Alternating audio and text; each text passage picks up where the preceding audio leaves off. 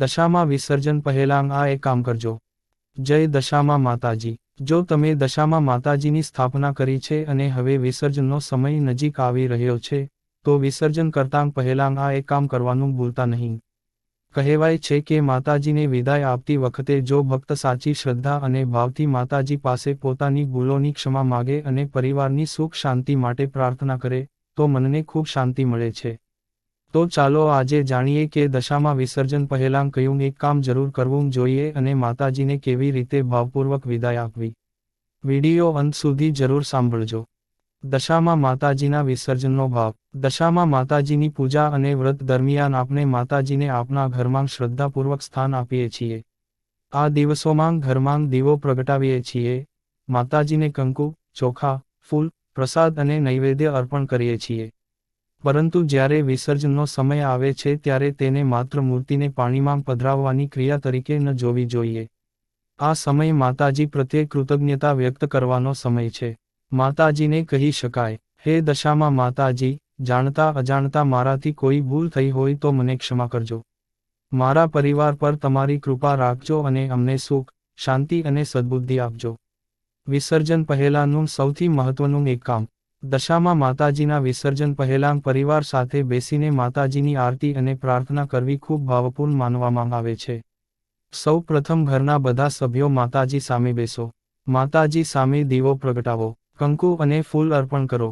પછી માતાજીને નૈવેદ્ય ધરાવો. ત્યારબાદ બંને હાથ જોડીને થોડો સમય આંખો બંધ કરીને માતાજીનું સ્મરણ કરો.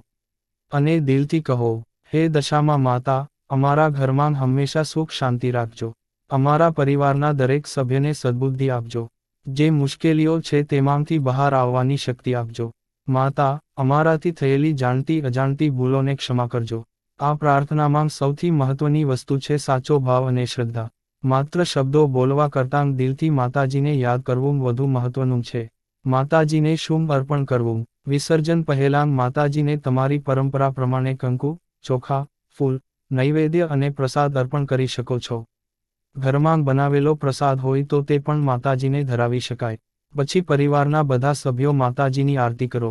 આરતી દરમિયાન મનમાં એક જ ભાવ રાખો, માતા, તમે અમારા ઘરમાં આવીને અમને આશીર્વાદ આપ્યા, હવે વિદાય લઈ રહ્યા છો, પરંતુ તમારી કૃપા હંમેશા અમારા પરિવાર પર રહે. માતાજીની વિદાય સમયે ભાવુક થવું સ્વાભાવિક છે, પરંતુ યાદ રાખજો, વિસર્જન એટલે માતાજીની કૃપાનો અંત નહીં, પરંતુ શ્રદ્ધાને હૃદયમાં રાખીને માતાજીને ભાવપૂર્વક વિદાય આપવી. વિસર્જન સમયે આ વાતનું ધ્યાન રાખજો. વિસર્જન દરમિયાન ઉતાવળ ન કરવી. માતાજીની મૂર્તિને સન્માનપૂર્વક લઈ જવી. ભક્તિભાવથી માતાજીના જયકાર કરવા. જય દશામાં માતાજી. દશામાં માતાજીની જય. અને જ્યાં પણ વિસર્જન કરો ત્યાં સ્થાનિક નિયમો અને પર્યાવરણને ધ્યાનમાં રાખવું. શક્ય હોય તો સ્થાનિક સત્તાવાળાઓ દ્વારા નક્કી કરાયેલા વિસર્જન સ્થળનો ઉપયોગ કરો. મૂર્તિ, ફૂલમાળા, પ્લાસ્ટિક કે પૂજાની સામગ્રી જેવી વસ્તુઓને જ્યાં ત્યાં ન છોડવી. ભક્તિ સાથે સ્વચ્છતા રાખવી પણ આપણી જવાબદારી છે.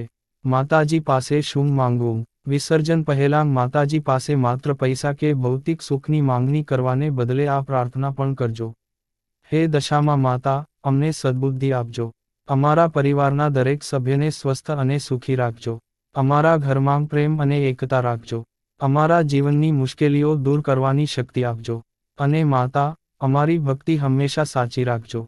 કારણ કે માતાજી પાસે સૌથી મોટી ભેટ છે શ્રદ્ધા, શાંતિ અને સદ્બુદ્ધિ. અંતિમ સંદેશ. ભક્તો, દશામાં માતાજીના વિસર્જન પહેલાં આજે જણાવેલું આ એક કામ જરૂર કરજો. માતાજીની આરતી કરીને પરિવાર સાથે દિલથી ક્ષમા પ્રાર્થના કરજો. માતા સામે માથું નમાવીને કહેજો, માતા, જાણતા અજાણતા થયેલી દરેક ભૂલ માટે ક્ષમા કરજો અને અમારી ઉપર તમારી કૃપા હંમેશા રાખજો. જો તમને દશામાં માતાજીમાં શ્રદ્ધા હોય તો કોમેન્ટમાં લખજો, જય દશામાં માતાજી. આ વિડિયો દશામાં માતાજીના ભક્તો સુધી જરૂર પહોંચાડજો. વિડિયો ગમ્યો હોય તો લાઈક કરો, ચેનલ ધાર્મિક વિડિયોઝ 18ને સબસ્ક્રાઇબ કરો અને બેલ આઇકોન દબાવવાનું ભૂલશો નહીં. માતા દશામાં સૌના પરિવારને સુખ, શાંતિ અને સમૃદ્ધિ આપે. જય દશામાં માતાજી.